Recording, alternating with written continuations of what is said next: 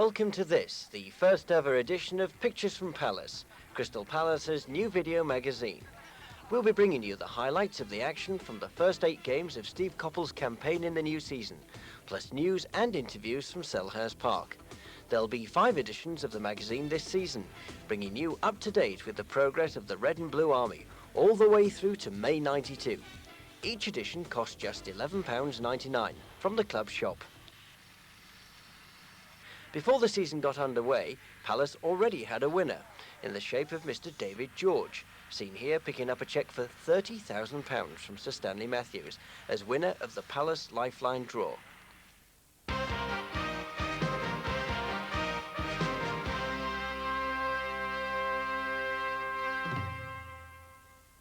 The new football season kicked off without Crystal Palace.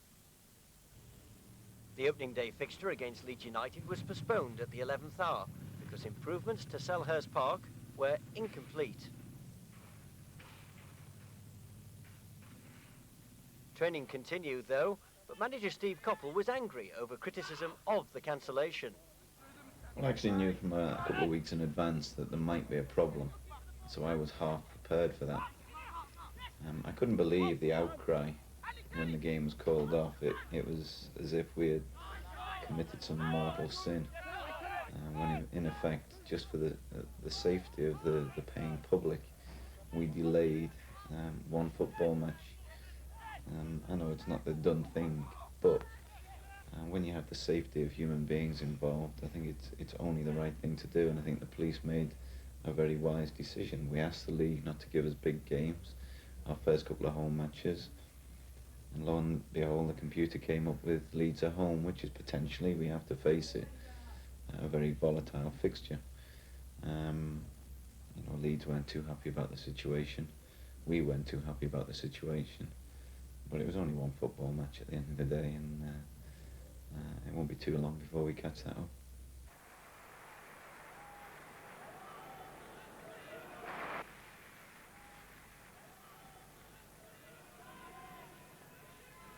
Coton, nice long ball, Shaw heads it back, Salako, Thomas takes it on for Palace, that's a nice ball, Gray opening things up on this right hand side, here's Ian Wright, he's got space to move, weighs up his options, headed across the face, and there it is, the first goal, scored by Jeff Thomas, a lovely header back across the face by Mark Bright.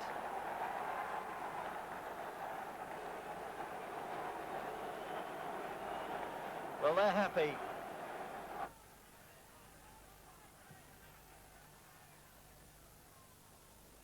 Quinn. Poynton's joined the attack. That's a good ball. Brennan is down, and the referee points to the spot, and McGoldrick may complain, but the referee has given the penalty.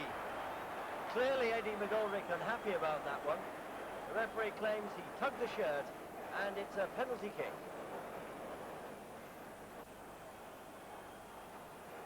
Will take it. Brennan against Martin. And 1-1 is the score with the equaliser from the penalty spot.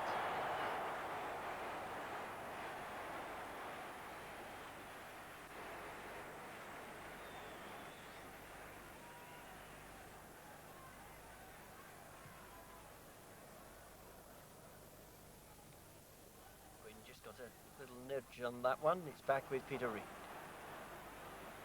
He's looking for support. It comes now. That's a nice looking cross, and White has finished it off on the volley. A fantastic finish by Manchester City, and they take the lead in this one for the first time in the game.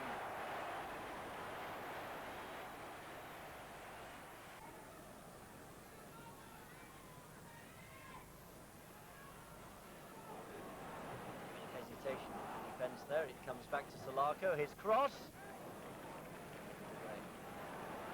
Right one. Nobody at the City. That's found its man. Salako. Another nice cross. And another nice finish. This time it's Mark Bright. And he deserved that one for making the first. Manchester City 2, Crystal Palace 2.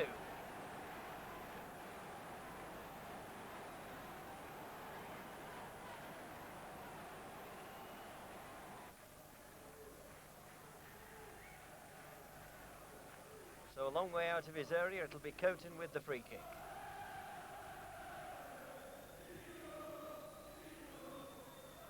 Quinn again with the header. White. And White's gone down and the referee's given a penalty. Well, must confess, couldn't see that one. But I'm sure the incident took place the blind side of my eyesight, but not the referee's. Thomas complains. Second Manchester City penalty. This to give them the lead. It's 2-2 at the moment. Brennan. And though he went the right way, Nigel Martin could not do anything about that one. It's 3-2 to Manchester City. And that's how it finished, with Richard Shaw still complaining to the referee. 2 penalties then against Palace, but Eddie McGoldrick concedes that the referee was correct. At the time I didn't think mine's, well, I thought it was 6-1, half a dozen of the other. When I seen on the telly, it looked more towards a penalty for them, like Richards was definitely a penalty. Definitely, yeah. He was holding them, wouldn't let them go. But now like I say, we were unlucky. Like we felt a bit cheated really when we came off. We had to get something out of the game. So after just one game, Palace were bottom of the table, but it was too early to mean anything.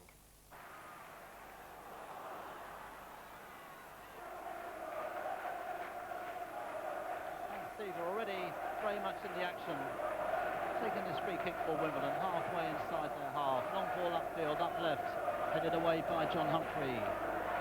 Jeff Thomas going up there, the ball breaking for Eddie McGoldrick. Good skills there by Mark Wright, he's fast and flat, Mark Wright away, plays it forward for Ian Wright into the penalty area, Ian Wright cutting inside, surrounded by Wimbledon players, still Ian Wright, and a timely tackle there. And again, good skills by the Crystal Palace frontmen, Mark Wright and Ian Wright, combining well tonight.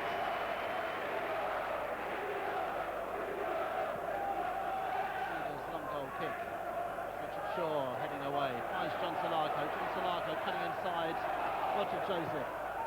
The ball played down again, Richard Shaw. Good skills, passes man, hit to the outside of his foot and headed away by Wimbledon. To Warren Barton, lively midfield man, back to Roger Joseph, upfield, missed by John Fashionuva, not by Andy Thorne. Thomas, Richard Shaw.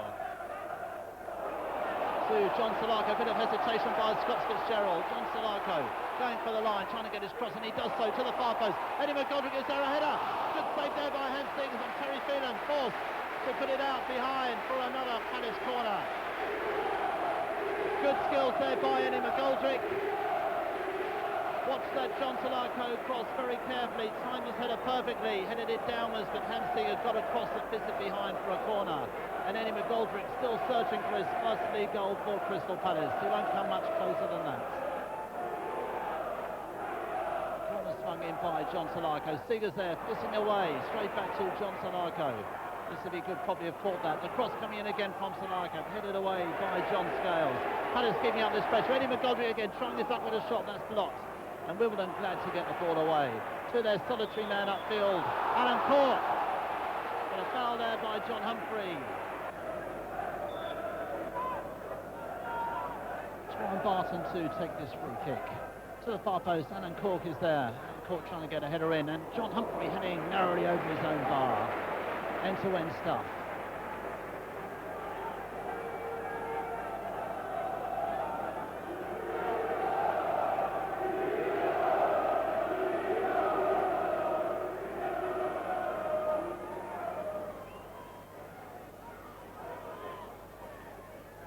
Barton, right footed corner coming in, swing towards the penalty spot. Nigel Martin is down, a good fist away. Back to Warren Barton, chasing the ball down, tries a shot, but that's well wide. Crystal Palace with a good record against Wimbledon in Division 1. They've met them 4 times, they've beaten them 4 times. The double in 2 successive seasons. Last season, a bit of a goal feast in this match at Selhurst Park. Palace running out 4-3 winners as John Salako tries to get a better of Roger Joseph, but the ball just too near the Wimbledon keeper. Yes, 4-3 here at Selhurst last season in this corresponding fixture. Crystal Palace went to play the last home league game for Wimbledon at Plough Lane and ran out 3-0 winners. Ian Wright scoring in both those games last season. As Palace concede another free kick, that time Lee Sinnott finding John Fashanu. Another free kick for Wimbledon to be taken by Vaughan Ryan, ex-England schoolboy captain.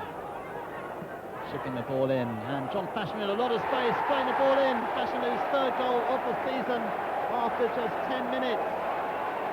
John Fashanu in oceans of space as that free kick was played towards him. A bit of hesitation by Palace, expecting an offside decision.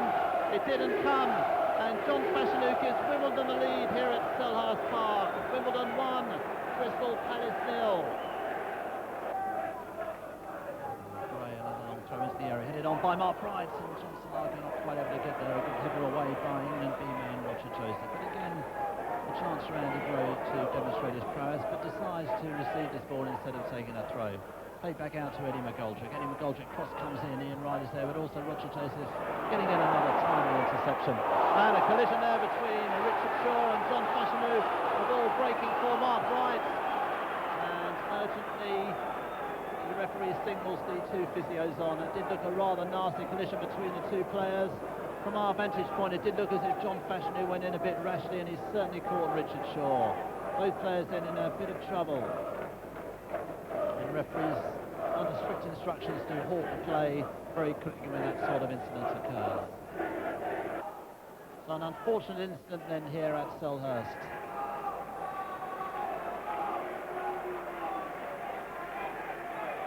Still indecision reigns as to the future of Richard Shaw.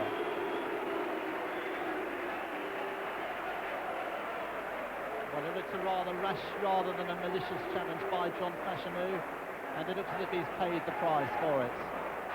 It's returning to the fray. Well, I said he's a brave, dedicated professional, and that's proved to be the case. Richard Shaw, after that horrifying collision with John Fashanu, looking a bit ashen-faced, I must admit, but he's back in action now. And he's drawn on goal kick forwards. Bit of jostling there between Fitzgerald and Wright. Right through to Ian Wright. Ian Wright trying to turn. Wimbledon getting the ball away. To Mark Wright on the edge of the area. Back to Andy Gray. Andy Gray chips it out left to John Salako in space.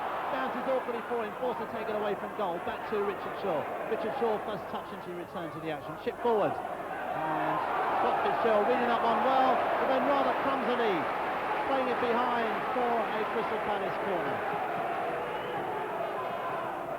I think we've got Wall following the footsteps of Keith Cole. That ball comes across, nearly there, just over. Andy Thorne. Forward again to Andy Clark. Andy Clark finding a bit of space for himself. The ball played forward by Carlton Fairweather. Chased on there by Robbie Earle. And Robbie Earle brought down there by Nigel Martin. And what's the referee going to do? How will he define that challenge by Nigel Martin? Robbie Earle seemed to be through, and Nigel Martin coming out of his goal, bringing Robbie Earle down. Well, Nigel Martin riding in agony on the ground at the moment, and that will give the referee perhaps a couple of seconds to decide how he will interpret that challenge by Nigel Martin. Wimbledon fans, not surprisingly, calling for Nigel Martin to be dismissed from the field. What will the referee decide? Well, Robbie Earle appeared from nowhere there, got behind the Palace defence. Nigel Martin came storming out, catching a man as he went past. And Nigel Martin a bit groggy after that challenge. I think the referee would have to decide whether that was a direct goal-scoring opportunity for Robbie Earle. And he sent Nigel Martin off. The Palace players are disgusted. Nigel Martin has gone off after 36 minutes of this game. He's being consoled by Sir Thomas. The Palace players are furious. They're talking to the referee, David Emery. And David Emery obviously feeling that Robbie Earle was denied a goal-scoring opportunity, and a disconsolate Nigel Martin leaves the field. But Nigel Martin, one of the most honest goalkeepers you could hope to meet, he came out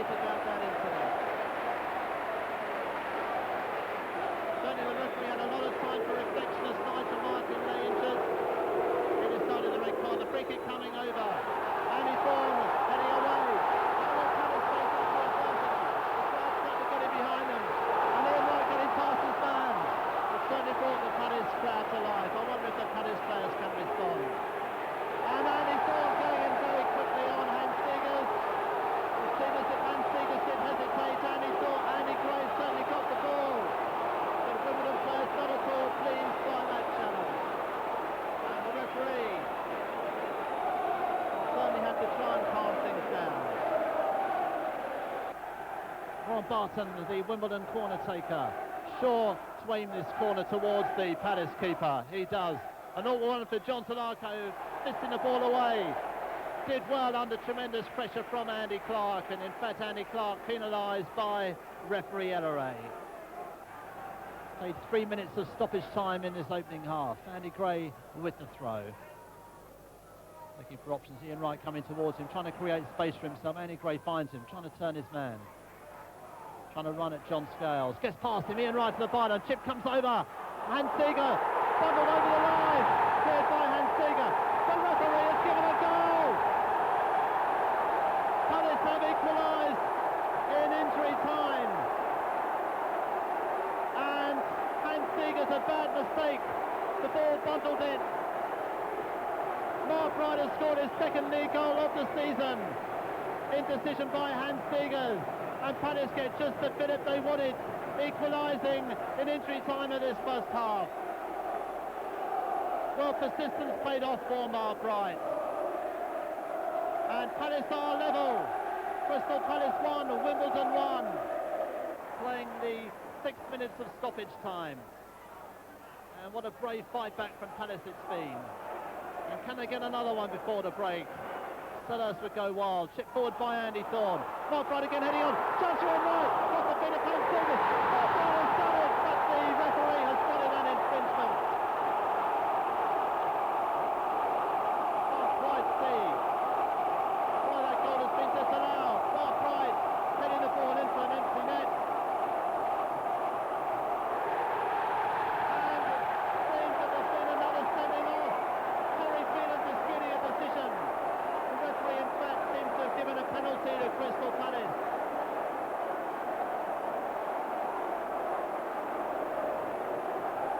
Well, many would say the goal should have been disallowed, but the referee has given a penalty for handball. Terry Finnan has departed, and sensationally Crystal Palace have a chance to make it 2-1 in the 6 minutes of stoppage time of this first half. Well, referee Elleray has had a difficult 15 minutes as Andy Gray steps on to take this penalty. 2-1 to Crystal Palace. Andy Gray stumps the penalty home, and Crystal Palace sensationally find themselves ahead 2 goals to 1. Sellers goes wild. And Wimbledon in complete control 5 minutes ago, or so it seems. Now find themselves 2 goals to 1 down. I don't think I've seen a more dramatic 45 minutes at Selhurst Park. Free kick then taken by Andy Gray. Looks as if he's going to try a shot there. 1-2 with Ian Wright. Chip forward by Andy Gray.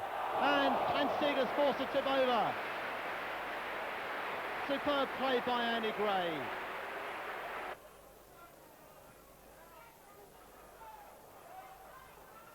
The ball forced for Ian Wright. What can Ian Wright do? Tries a shot. Just wide of that far post. Ian Wright looking hungry for goals. Andy McGoldrick. The ball falling for Andy Thorne. Jeff Thomas still playing a deep lying role for Andy Gray. Andy Gray plays the long ball forward, trying to release Mark Wright. It's missed by Scott Fitzgerald. Mark Wright is the way down the left. He's got Ian Wright in the middle. Can he find him? The cross comes over. It's missed by Hans Seeger. It falls for Ian Wright. He's done it. Ian Wright makes it number 3. 62 minutes gone.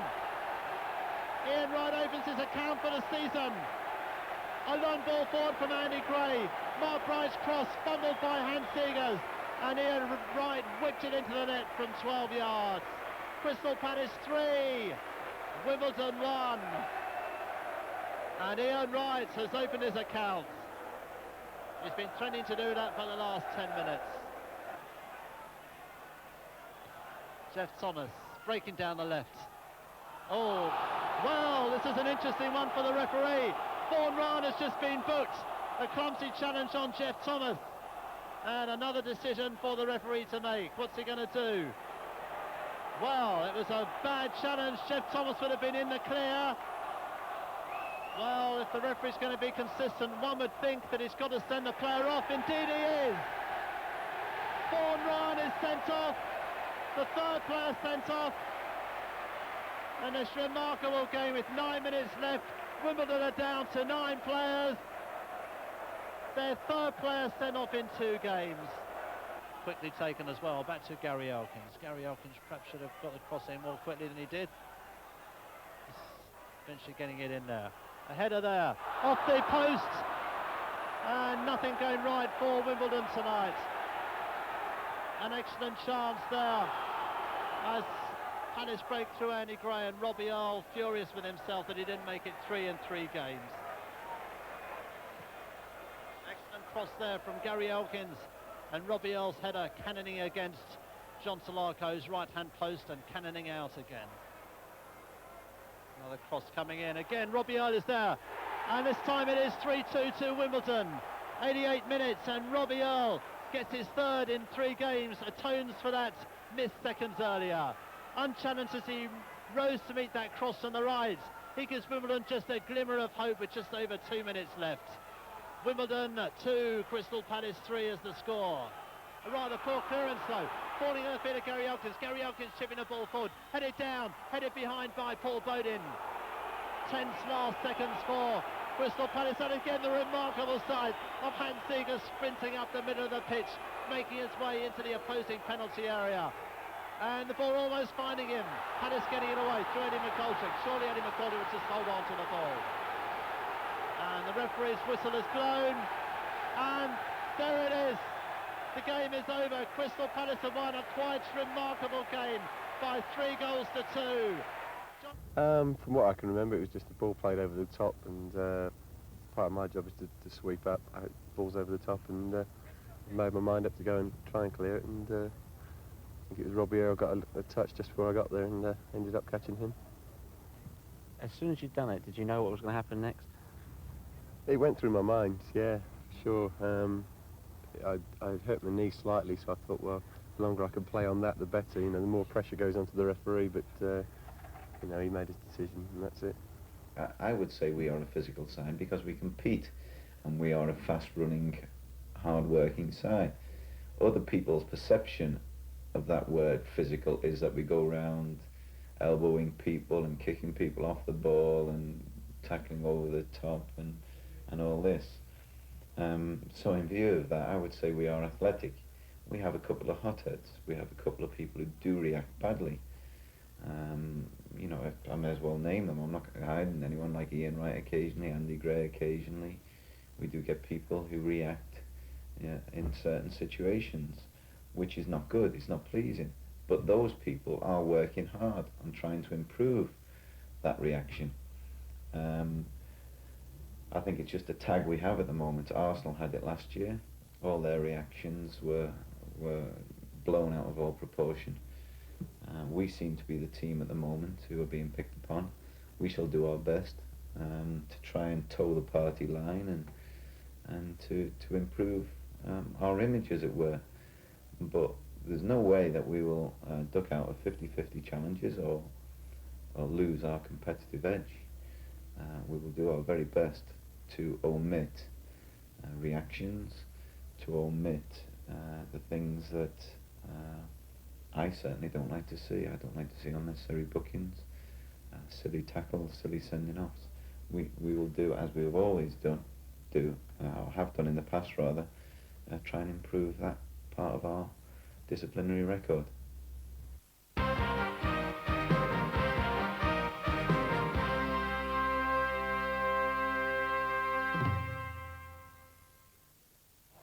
Well, never one to stand still, Steve Coppell moved for Bradford City defender Lee Sinnott.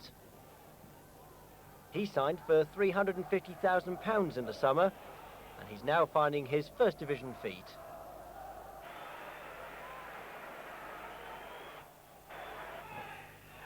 Throw Sheffield United, headed away by John Humphrey. Not far to Glyn Hodges, onto that favoured left foot. A curling shot, it's there! Glyn Hodges has scored.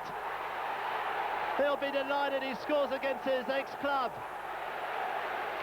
And after 8 minutes of this second half, Sheffield United take the lead. The goal scorer, Glyn Hodges, superbly curled over the head of Nigel Martin.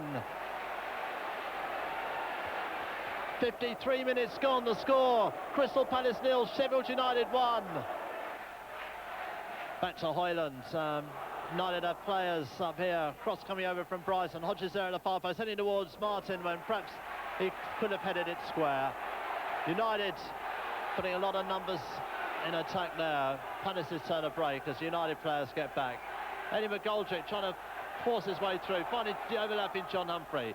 John Humphrey, cross comes in. Jeff Thomas is there, but headed away.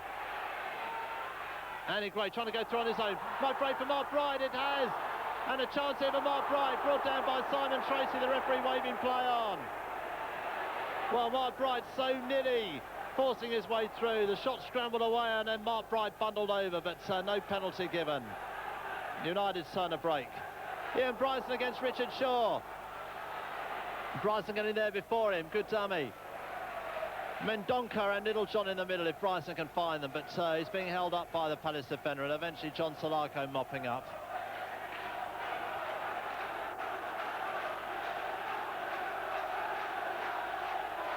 Well, both sets of fans now doing their best to get behind their side. We're in for a storming last 10 minutes, I'm sure. Can Palace force an equaliser?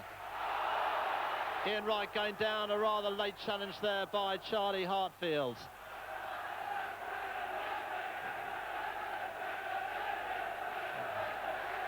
Andy Gray over the ball. John Humphrey is there.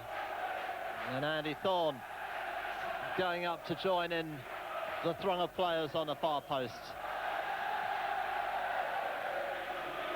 Andy Gray then. Andy Thorne on the far post. So it's aimed for. Andy Thorne beaten to it though. Collides with Jeff Thomas. The ball breaks for Lee Sinnott. And he get a cross. And he does. It's a good cross. Header there by Mark Bright. Almost, but a good interception by Tom Cowans. Suddenly appearing from nowhere. Well, corner for Palace. John Salako going to take it. Lee Sinnott on the near post. Andy Thorne there as well. Glyn Hodges just behind him. That's where the ball's placed. Headed away though by Bob Booker. Towering influence at the heart of the Sheffield United defence as far as Andy Gray. Andy Gray almost forcing his way through, but not quite. It breaks over John Salako, trying to measure his cross. It comes in, headed away, and a goal by Jeff Thomas. Jeff Thomas equalising for Crystal Palace. Crystal Palace have equalised with just 9 minutes of this game left. A good cross coming in by John Salako. John Pemberton going to head the ball away, but beaten to it by Jeff Thomas, and Palace are back in this game. Well, I'm sure United would have been pleased with a point before this game, but they might not even get one yet as Ian Wright has a chance. Tries to force it through, it's gone in the net. A goal to Crystal Palace, Ian Wright is claiming it. Well, that's slack play in the Sheffield United defence. Ian Wright got behind them, beat the keeper to the ball, slid it goalwards, and I think the ball was already over the net when Eddie McGoldrick helped it on its way. So an amazing comeback by Crystal Palace. Sheffield United has seemingly thrown this game away. Ian Wright scoring his second goal of the season, giving Palace a 2-1 lead.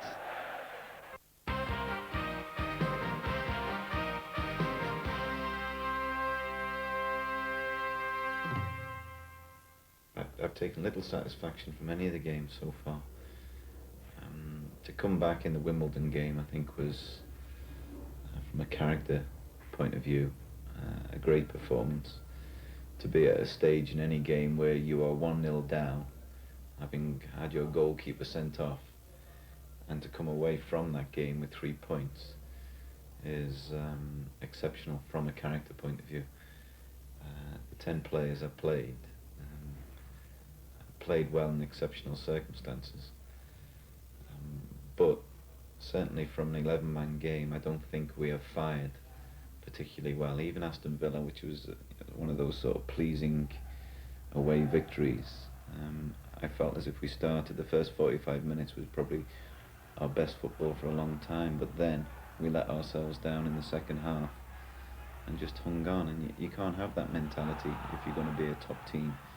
Once you've got a team on the ropes, which our performance merited in the first half, we were exceptional.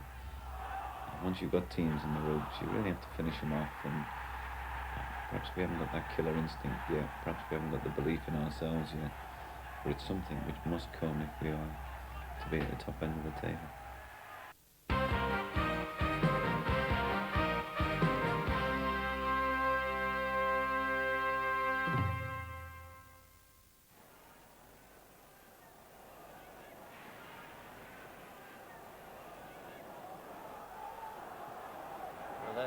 Salako, beautifully thrown out by Martin.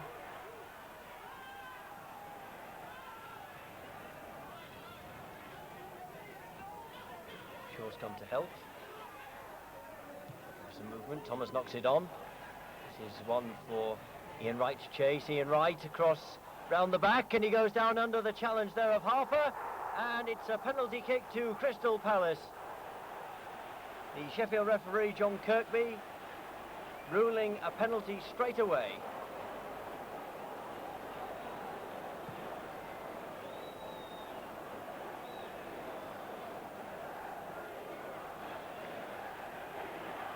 Andy Gray will take it, inevitably, I suppose.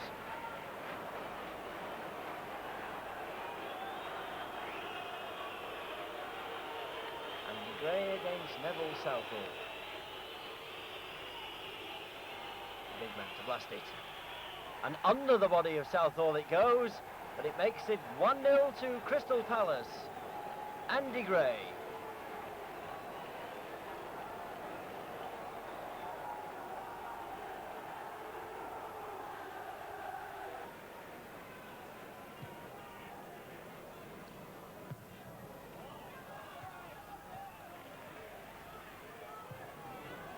Hinchcliffe forward. Onside, says the referee, Beardsley. It take no deflection, and it's forced home there by Wardishka. Beardsley beating the offside trap. And after the deflection, the overseas player scores.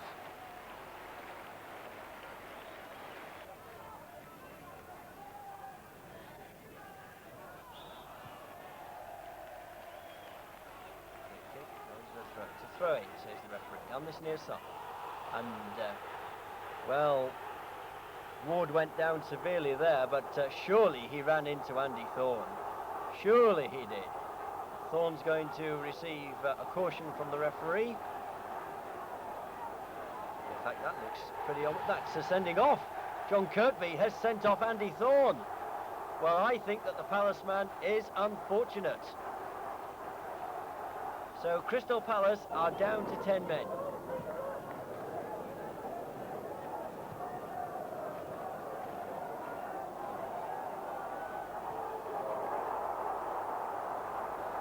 Ward. It's picked out Beardsley. It's there. Well, I felt we deserved nothing. We played poorly. Amazingly, at half-time we were 1-0 up, and I felt we should have been perhaps 3, even 4-0 down, given the possession and the quality of the chances at that stage. And when Everton went 2-1 up, it looked at that stage as if they were going to get better and better, and perhaps the score might have been 3 or 4-1, especially with us down to 10 men. But as you say, from then, for some reason, that backs to the wall character we have, we did come alive. We started to play a lot more, be a lot more functional, even with one man less, and we got the chance, which Mark Bright put away excellently, and to get a point from that game was a point from nothing.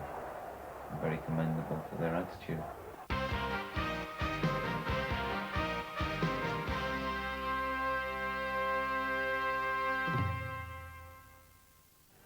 Mid-September, Palace hit the headlines off the pitch.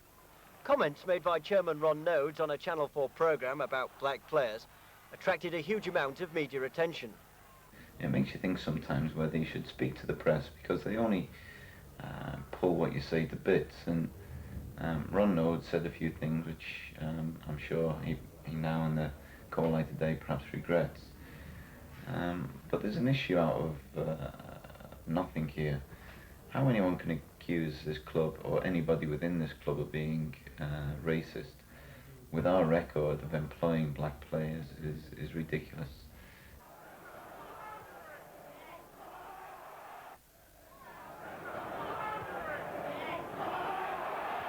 This is one for Kevin Campbell to chase.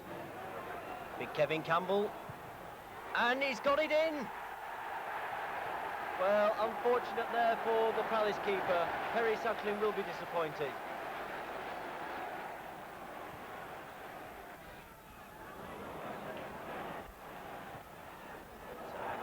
and there it is, another goal for Arsenal, superbly struck by Alan Smith.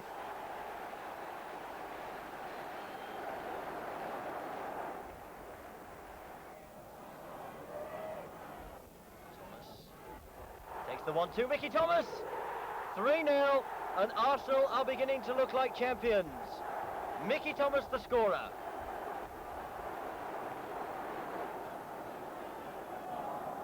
Merson goes down the left. Humphrey tracks him. But Merson's got inside. Good shot. Good goal. You can't complain at that one. Superbly hit by Kevin Campbell.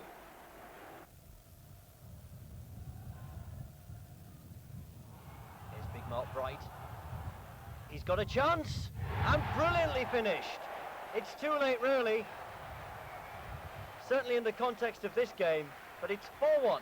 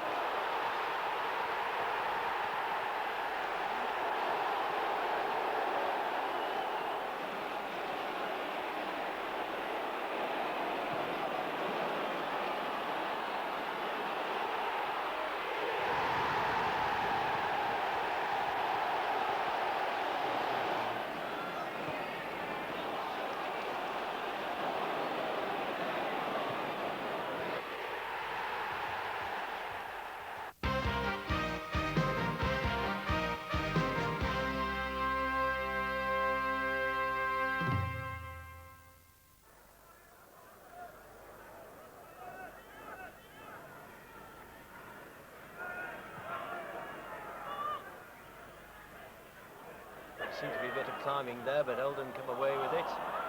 And Marshall rather misreads the intentions, and Bright can spray the ball out to that right-hand side. Bright, looking for support. Comes now, good cross, and a lovely finish. It's John Salako who's done it, and made it 1-0 to Crystal Palace.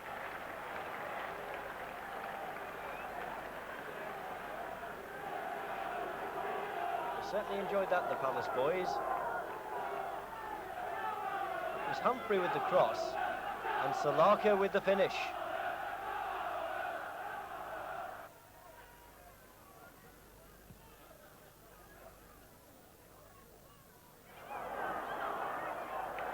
That's a free kick against Eric Young.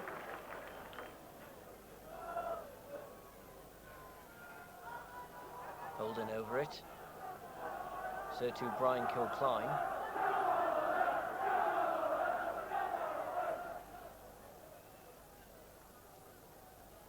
So which one of the two will it be? Well, they're taking an age over it. But Holden it is to swing this one in, and up go the heads, and it was only a fraction wide of Perry Sucklin's upright.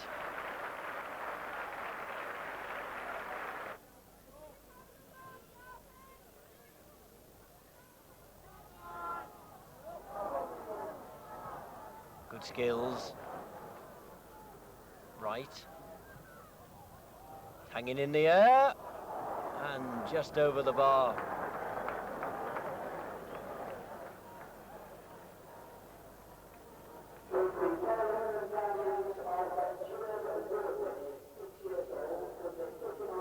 Holworth wants to know which side to take it.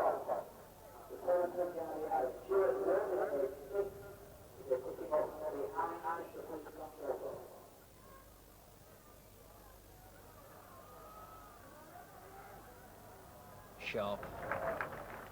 Snowden.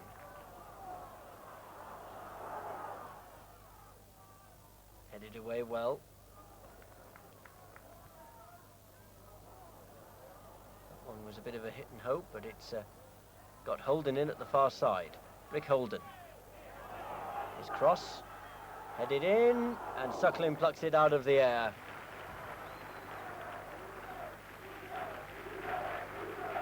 In time, Eric Young pulls himself out of the goal. Holden then with the free kick. For the big ones, and again Suckling there to pull it out of the goal. Graham Sharp's header.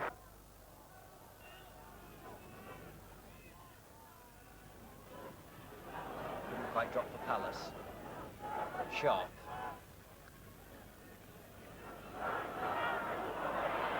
Snowden once more for Oldham. Holden outside him.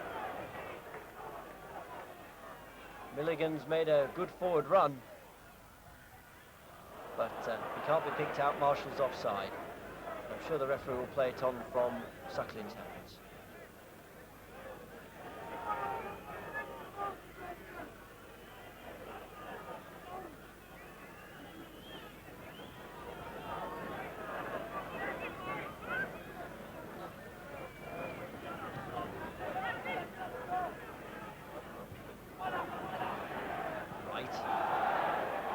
Did well. Salako. Whipped away there.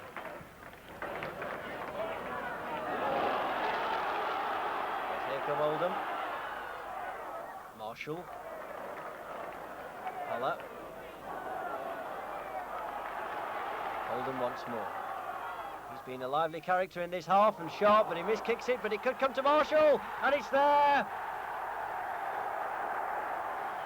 Oldham found the man, and Ian Marshall managed to find the net.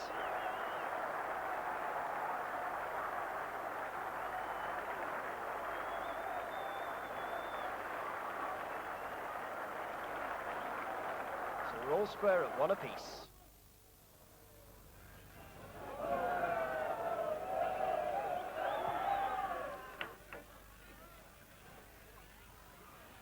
Kilcline's header. On, says the referee. Return from Marshall. Marshall likes to go inside and send it to the right.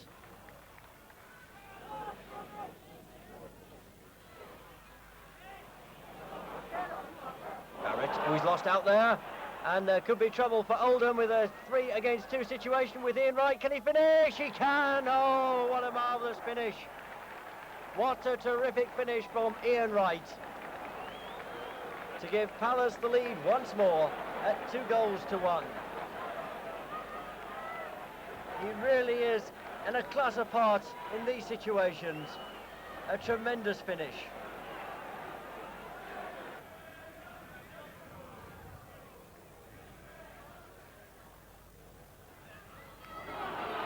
Ritchie. Holden.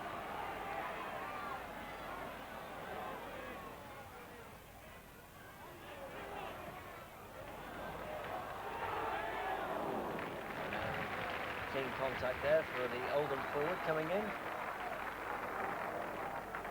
was Graham Sharp on that occasion.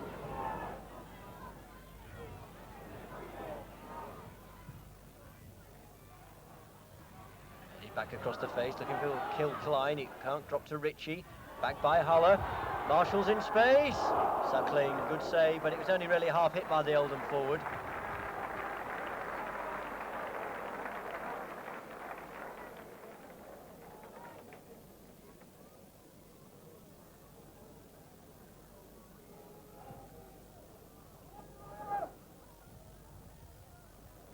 Barrett.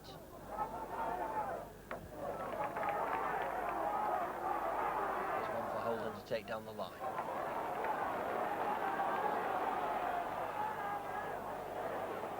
Still Holden going all the way. It's taken a deflection. Oh, that's cruel luck on Suckling. There was nothing he could do. And whilst he might celebrate, Rick Holden is very lucky for that one.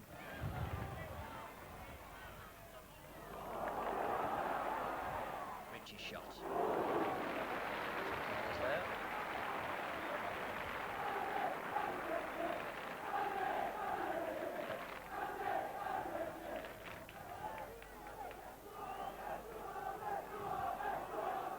Gray helps the ball on its way. John Salako to shield the ball. Oh, he does well here.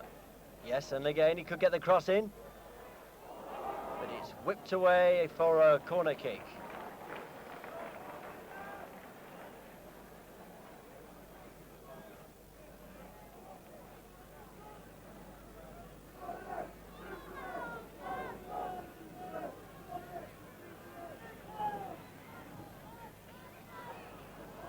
Headed back there, and they're claiming a goal, but I don't think they're going to get one. Palace, because Hallworth managed to keep the ball in play.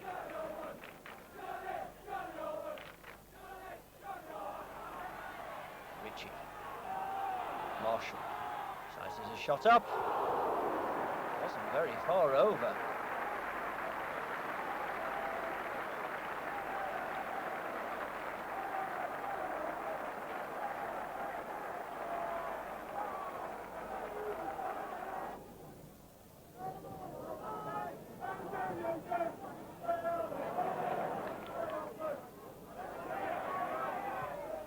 Up the line.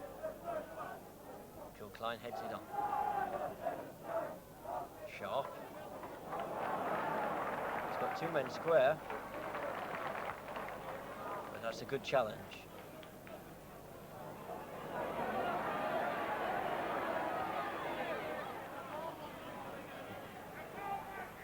Salako is right and Bright up there. It could fall to Bright. He does. What a finish! So Mark Bright could clinch the spoils for Crystal Palace to make it 3-2. Well, they were both in there. Over El Barrett it went. The two Palace men between the Oldham defenders. And a lovely finish.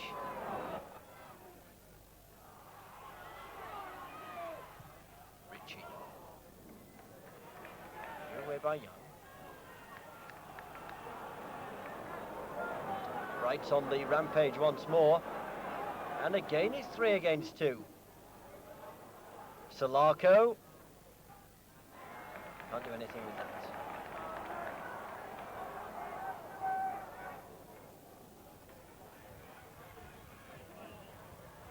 Ritchie once more, picks it up in the middle, spins around, looks for what's available to him,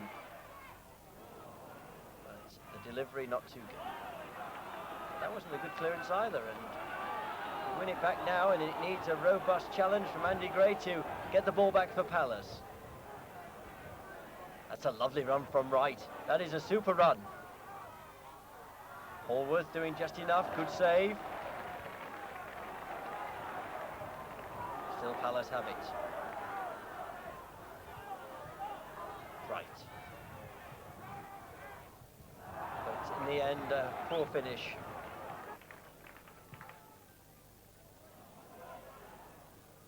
Barrett, good strong header there. Salako winning it back. Andy Gray. Pardew. Bright. Sets it for Humphrey.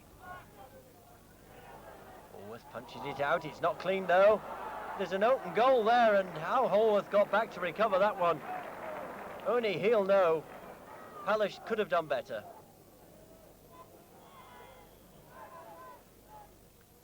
Kilcline, straight against the wall.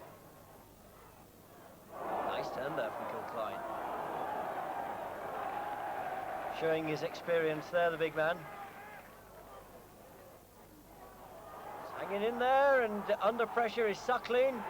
And it's been finished off, and Suckling claims it's a free kick. And I think the referee will find in his favour.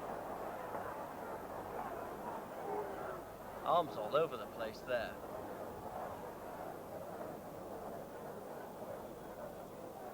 Well, maybe the Palace keeper a bit fortunate there.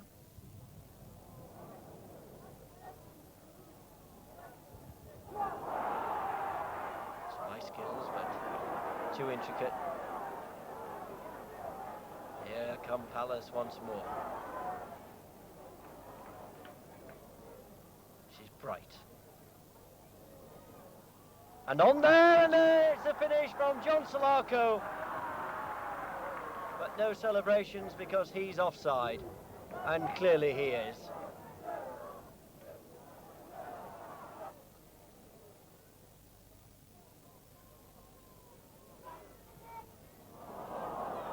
Bad clearance, Pardew. Andy Gray, good save again, and, well, 3 astonishing saves there from John Hallworth. Let's see them again. Claiming offside, but Andy Gray had beaten that. Tremendous volley, good save 1, good save 2, and a good save 3.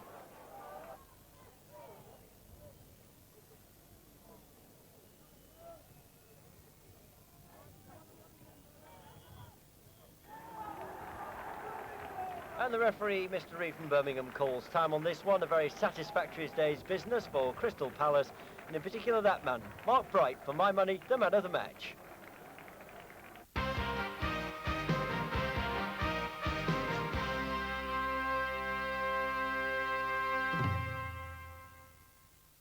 Six weeks into the season, Palace fans were stunned to find star player Ian Wright sold to Arsenal for a staggering £2.5 million. Wright's replacement is Marco Gabbiadini from 2nd Division Sunderland. He doesn't come cheap at £1.8 million, but Eagles fans hope he'll quickly fill the gap vacated by Ian Wright.